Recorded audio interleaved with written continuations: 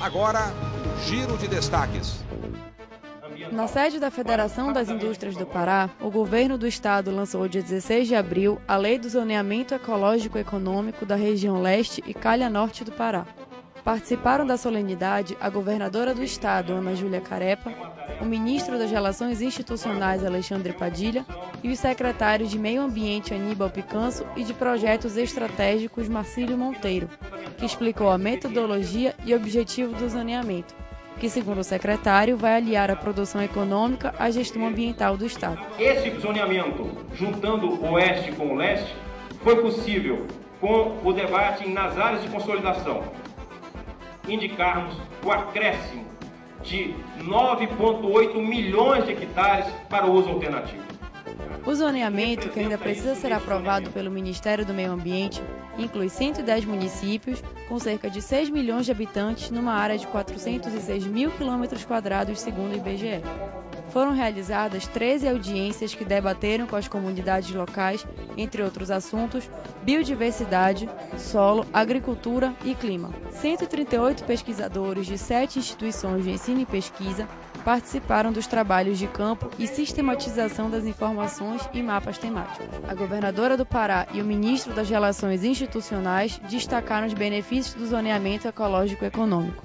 Esse zoneamento ecológico econômico dá tranquilidade para quem quiser investir no Pará, seja o pequeno, o médio, o grande produtor, vai saber quais são as regras de investimento, que áreas estão destinadas para investimento agrícola, que áreas para investimento extrativista, que áreas que inclusive você vai poder ter uma área maior de desmatamento do que a regra federal, porque a avaliação local permitiu e notou que aquilo já era uma área degradada, ou seja, você já poderia fazer investimentos agrícolas ou de reflorestamento, vai permitir inclusive uma maior integração naquilo que é a unidade de conservação, reserva indígena, reserva extrativista com o conjunto do estado. Isso é bom para o Pará, mas é muito bom para o Brasil. E agora, aqueles que querem investir no Pará vão ter condições de ter crédito, vão ter condições de se legalizar ambientalmente, fundiariamente. Então, isso é a tranquilidade, isso é a base para nós termos o desenvolvimento, a geração de emprego, a distribuição de renda no estado do Pará. O diretor da Sociedade Médico-Cirúrgica do Pará, professor Jorge Oana, é o convidado do Entrevistas Série Saúde. O tema da conversa é a agenda do 25º Congresso Médico Amazônico, esta semana em Belém. Dr. Jorge Oana, eu gostaria que o senhor falasse um pouco da agenda central desse congresso, que é exatamente a atualização, a reciclagem dos profissionais da área médica aqui na Amazônia. O Congresso Médico Amazônico ele tem por objetivo congregar médicos de todas as especialidades e fazer um programa de educação continuada. Ele acontece a cada 2 anos e ele faz com que o médico, principalmente aquele que esteja distante dos centros de maior desenvolvimento tecnológico, cultural, venham para que possam se requalificar, se reposicionar dentro daquilo que há de mais atual nas suas especialidades. Na sua opinião de professor e cirurgião, qual é a interpretação que você pode dar a esse tema cirurgia segura em pleno século XXI, uma das palestras desse congresso? Isso vem ao encontro daquilo que preconiza o novo Código de Ética Médica, que faz com que nós tenhamos responsabilidade redobrada, não que o médico mude a sua maneira de ser, mas que ele cada vez se torne mais atento aos aspectos éticos e aspectos humanísticos. Hoje, ainda que a medicina não seja mercantilista, mas o médico acaba sendo visto e julgado pelos juizados de pequenas causas, pelo direito do consumidor, e o médico precisa estar atento para evitar dissabores ao longo da prática do dia a dia da medicina. A obesidade mórbida é também uma das palestras desse encontro e ainda há atualmente uma dificuldade entre as pessoas de entenderem o uso dessa cirurgia em função dos seus riscos ou não. A cirurgia da obesidade mórbida, como o nome diz, mórbida, doente, ela tem parâmetros e diretrizes bem definidas. O que geralmente leva a um problema pós-operatório é quando essas diretrizes não são obedecidas. Então, se o paciente tem índice massa corpórea dentro daquilo que é preconizado para que seja indicada a cirurgia, então o indivíduo seguramente terá muito a se beneficiar. Trata-se de uma cirurgia de risco. O paciente obeso mórbido é um paciente que, como o nome diz, tem associado hipertensão, diabetes, insuficiência renal, insuficiência respiratória, imunodepressão. Isso faz com que no pós-operatório ele tenha um risco muito maior de desenvolver complicações. Mas para aqueles que necessitam efetivamente do procedimento, é um procedimento bem indicado. O problema é quando ele é indicado fora dos parâmetros preconizados. Agora, uma outra preocupação, doutora Ana, é com referência ao câncer gástrico, o câncer de estômago, especialmente naquela região do salgado.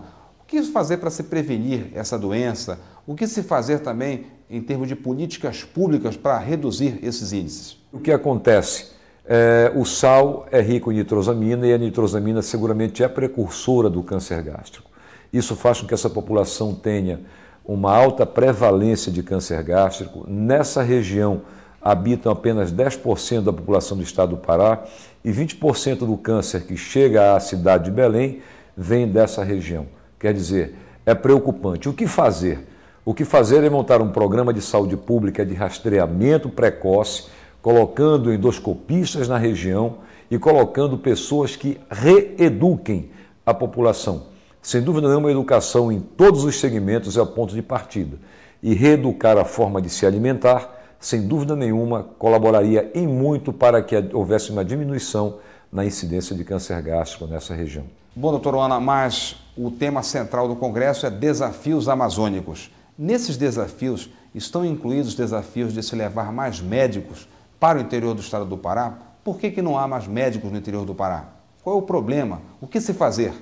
Um dos grandes desafios é levar a saúde a todos os municípios. Vejam a palavra que eu usei, saúde. Eu não usei a palavra levar médicos. Não se faz mais saúde só com um profissional. Então, nós temos os centros regionais das secretarias de saúde que fazem o atendimento de forma referenciada nas grandes cidades. O estado do Pará não é um estado pequeno, é um estado de grandes dimensões. Não é possível você colocar um médico de plantão em Faro e que ele venha passar o fim de semana em Belém. E como é que fica o médico isoladamente dentro de um contexto regional abandonado? O médico precisa ter um médico do seu lado. O médico também é um paciente. De repente ele vira um paciente. Existem os promotores, os juízes que fazem carreira no interior. Existem, mas é um plano de cargos e salários. Eles vão com a perspectiva e com a certeza de que cumprem aquele ciclo e vêm para a capital. Não existe um plano de cargos e salários para os médicos no interior. Então, o que precisa é o Estado, e quando eu falo Estado, é o poder público como um todo, se preocupar em instalar unidades de saúde com ambulatórios, hospitais, médicos, enfermeiros, farmacêuticos, todos aqueles que de forma integrada atendem à saúde. Mas o difícil aí é explicar isso de forma clara para a população do interior. Exatamente. É preciso que esse assunto seja bem discutido, que ele seja despolitizado. Não é justo fazer política com a saúde da população. Pode-se fazer sim, a política bem intencionada, mas a política de clientelismo, a política do favorecimento, essa não. Então, precisamos, de uma vez por todas, como o Brasil conseguiu fazer um saneamento econômico, como nós conseguimos hoje uma estabilidade econômica, temos que partir para um segundo momento, uma estabilidade de saúde, de um povo que tanto precisa ter saúde. Doutor Jojoana, obrigado pela sua entrevista aqui na TV UNAMA e sucesso no Congresso. Muito obrigado, Douglas, é um prazer estar com vocês.